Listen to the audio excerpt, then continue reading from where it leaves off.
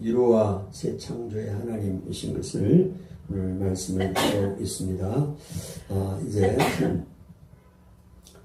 70년의 포로 생활이 끝나면 하나님께서 유다를 다시 돌이키시겠다고 약속해 주셨고, 또 그럼에도 불구하고 너희들은 또 내게 기도해야 된다, 이렇게 말씀을 하셨습니다. 그래서 하나님께서 우리를 향한 하나님의 생각은 평안이다고 말씀하셨죠. 재앙이 아니다. 그리고 너희에게 미래와 희망을 주는 것이다 라고 말씀을 하셨습니다. 그렇다면 평안인데 왜 이렇게 재앙처럼 보이는 이런 심판을 행했겠나. 하나님께서 그들의 잘못을 하나님이 책망하시고 징계를 받게 하십니다.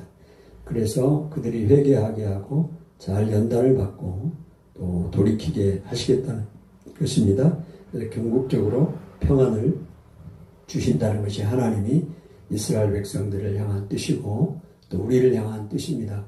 그래서 우리가 이 땅에 살면서도 하나님을 떠나고 하나님을 멀리하는데 징계가 없다. 이거는 가장 큰 벌입니다. 하나님으로부터 버림을 받는 것입니다. 무관심하는 거죠. 그래서 세상에서 성공을 하고 악한 방법으로도 또 성공을 하고 잘 되는 것, 아무런 징계가 없는 것이 복이 아니에요. 절대 복이 아닙니다. 그거는 하나님의 버림받은 것입니다. 반드시 하나님이 선택한 사람들은 징계가 있는 거예요. 그래서 그 잘못을 깨닫게 하고 돌이키게 하고 그래서 평안을 누리게 하시는 겁니다. 생명을 얻게 하는 것이다. 분명하게 말씀을 하고 있는데요. 오늘 지금 오늘 예레미야 31장에 하나님께서 위로하시고 새롭게 창조하시는 이 사역을 말씀하시는데, 북쪽의 이스라엘은 이미 아수르에 의해서 722년 BC 722년에 멸망을 당했습니다. 그래서 이스라엘은 흔적조차 없어요. 다 흩어져 버렸어요, 이미. 그리고 이제 남쪽의 유다가 BC 586년에 바벨론에 지금 포로로 잡혀갔잖아요. 70년 포로 생활을 하게 됩니다. 그러면 포로 생활을 한 후에 하나님이 다시 돌이키시겠다 약속을 해요.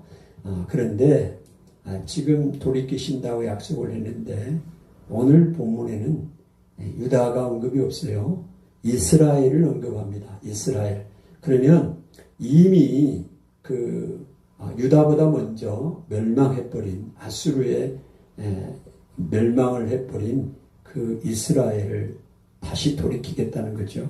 그러니까 이스라엘과 북쪽의 이스라엘과 남쪽의 유다를 다시 회복하시겠다는 하나님이십니다. 오늘 그 놀라운 하나님의 그 위로와 또 새 창조 하나님의 것을 보게 됩니다. 그래서 쭉 지금 하나님께서 어떻게 회복하실 것인가를 말씀을 하고 계십니다. 다시 세우고 고치시겠다.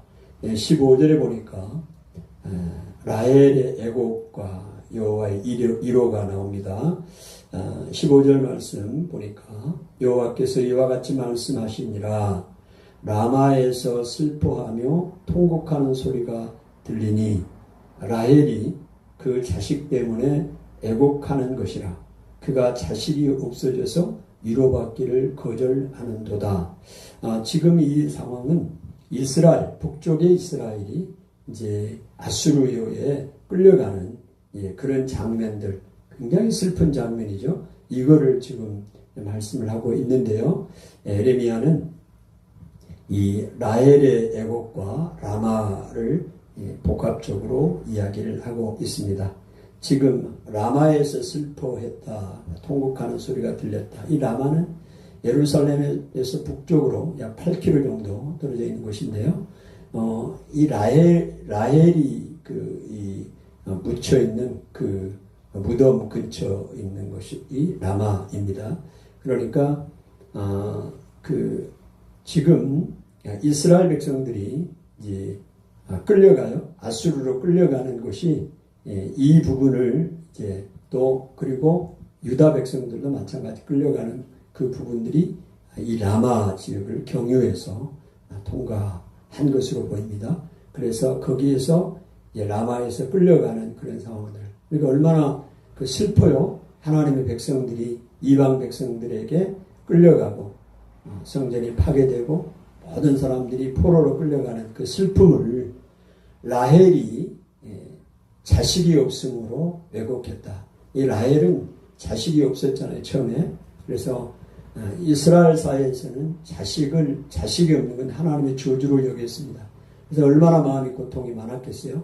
그래서 그 자식이 없어서 슬퍼했던 것처럼 그 이스라엘 백성들 또 유다 백성들이 포로로 끌려갈 때 그 라마에서 라헬이 자식이 없어 울었던 것처럼 슬퍼했던 것처럼 그리고 라헬의 무덤이 있는 그 라마와 연관을 지어서 예레미야는 이스라엘 백성들의 그 수치와 부끄러움을 이제 표현하고 상상적으로 표현하고 있는 것입니다. 그래서 위로받기를 거절하는 정도로 이렇게 아주 처참하고 힘든 비극적인 상황을 맞이한 이스라엘 유다를 이야기를 하고 있습니다. 자, 그런데 이제 하나님 회복하시겠다는 겁니다. 그렇게 슬퍼했던 그들을 어떻게 위로하시고 회복하십니까? 16절 같이 읽어봅니다. 여호와께서 이와 같이 말씀하시니라. 내 울음소리와 내 눈물을 멈추어라. 내 일에 삭슬 받을 것인즉 그들이 그의 대적의 땅에서 돌아오리라. 여호와의 말씀이니라. 다시 돌아온다는 겁니다. 이제 울음을 그쳐라. 회복을 하나님이 시켜준다는 것이죠. 그리고 대적의 땅에서 돌아오 흔적도 없이 다 사라져버린 그 이스라엘 북쪽의 에브라임 지파 그리고 이 라헬이 그 아들이 누구예요? 베냐민과 요셉 아닙니까? 그래서 북쪽의 에브라임 지파의 그 대표성을 띠고 있습니다. 그래서 지금 라헬을 등장시키는 것은 예레미야의 탁월한 통찰력이라고 볼 수 있어요. 그래서 그 대적의 땅에서 고생했던 그곳에서 다시 하나님이 돌이키겠다. 17절 너의 장래에 소망이 있을 것이라. 장래에 소망이 있을 것이다. 얼마나 소망이 주는 말씀이에요. 소망 없이 살아가는 백성들 아니 그들에게 소망이 있을 것이라. 너의 자녀가 자기들의 지경으로 돌아오리라. 여호와의 말씀이니라. 에브라임이 스스로 탄식함을 내가 분명히 들었노니 에브라임이 하나님 앞에 구하지 않았어요. 탄식했습니다. 탄식. 자기들의 삶을 탄식했을 뿐인데 하나님이 그들을 들으시고 보시고 불쌍히 여기셔서 다시 돌이키십니다. 18절 에브라임이 스스로 탄식함을 내가 분명히 들었노니 주께서 나를 징벌하시니 멍에에 익숙하지 못한 송아지 같은 내가 징벌을 받았나이다. 멍에에 익숙하지 못한 송아지, 못된 송아지, 뿔난 송아지 같은 이런 천방지축 우리가 그런 사람이었습니다. 그런 존재였습니다. 지금 깨닫는 거 아니에요? 내가 징벌을 받았나이다. 자기의 자기들의 그 죄로 인해서 지금 징벌을 받은 것을 인정을 하고 있습니다. 그러면서 그들이 뭐라고 이야기를 하느냐? 주는 나의 하나님 여호와이시니 주는 나의 하나님 여호와이시다. 이렇게 고백을 합니다. 주님은 나의 하나님이십니다. 여호와이십니다.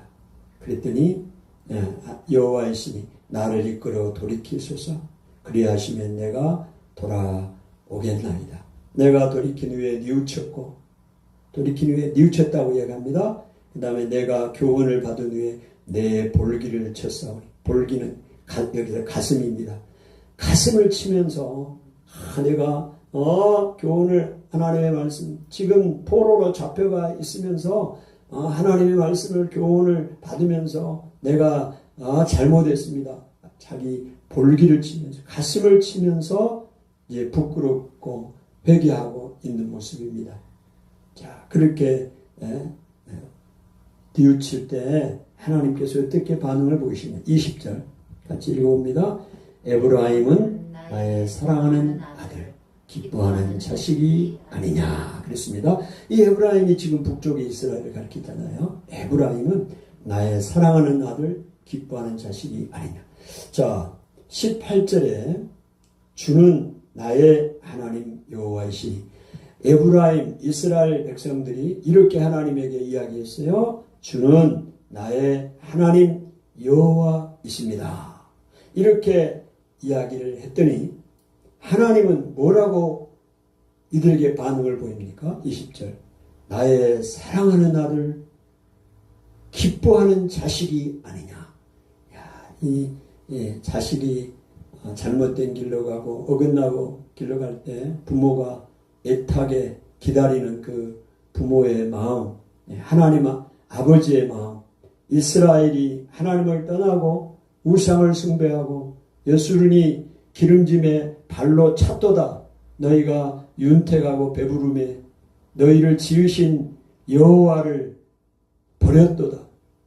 너희를 구원하신 여호와를 없인 여겼도다. 말씀을 하고 있잖아요. 온갖 우상 숭배로 하나님을 힘들게 했던 그 백성들을 하나님이 뭐라고 말해요? 나의 사랑하는 아들, 기뻐하는 자식이 아니냐. 하나님의 놀라운 위로입니다. 오늘 우리가 정말로 우리가 잘못해서 하나님 앞에 징계를 받는다 할지라도 우리가 돌이키고 가슴을 치고 부끄러워하고 하나님 앞에 회개하고 나가면 하나님께서 우리를 위로하시고 다시 세우시는 하나님이십니다. 나의 사랑하는 아들 이스라엘이 아니냐. 나의 기뻐하는 자식이 아니냐. 내가 그를 책망하여 말할 때마다 깊이 생각하노라. 하나님이 우리에게 책망할 때도 깊이 생각하며 우리를 생각하고 말하고 있다. 그러므로 그를 위하여 내 창자가 들끓으니 하나님의 창자가 들끓을 정도로 이스라엘 백성들을 향해서 그렇게 아파하셨다는 겁니다. 오늘 하나님께서도 하나님을 떠난 자들, 하나님을 멀리한 자들, 세상을 향하여 나가는 그들을 향해 하나님의 창자가 들끓을 정도로 오늘 하나님이 안타까워하시고 불쌍히 여기신다 말씀하고 있습니다. 얼마나 이로가 된 말씀입니까? 하나님이 이미 패망해본 그들을 다시 돌이키신 하나님, 그 놀라운 하나님의 은혜를 기억하고 오늘도 그 하나님 앞에 우리가 나가겠습니다.